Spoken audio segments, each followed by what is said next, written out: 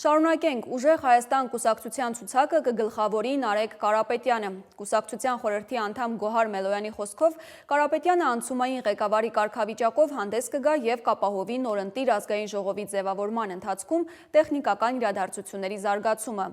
Հայտնի է նաև ազգային ժողովի առաջիկա ընտրություններում քաղաքացիական պայմանագիր կուսակցության ընտրական ցուցակը քվեարկության առաջին փուլից հետո։ Եվ այսպես ըստ ցանկի առաջին հորիզոնականում վարչապետ Նիկոլ Փաշինյանն է ստացել է 894 քվե։ Երկրորդում պաշտպանության նախարար Սուրեն Պապիկյանն է, երրորդ տեղում էկոնոմիկայի նախարար Գևորգ Պապոյանը։ Արտգործնախարար Արարատ Միրզոյանը 4-րդն է, մինչդեռ ազգային ժողովի նախագահ Ալեն Սիմոնյանը 9-րդ տեղում է, Երևանի քաղաքապետ Տիգրան Ավինյանը 22-րդ։ Ցուցակի առաջին 50 թեկնածուներն արդեն մարտին ներկուսակցական հարթակում քարոզարշավ կանցկացնեն, որպեսզի պատվիրակները նորից ընտրություն կատարեն այդ 50-ի մեջ, որոշելով թե ով է վարչապետի թեկնածուն եւ ով որտեղը պետք է զբաղեցնի։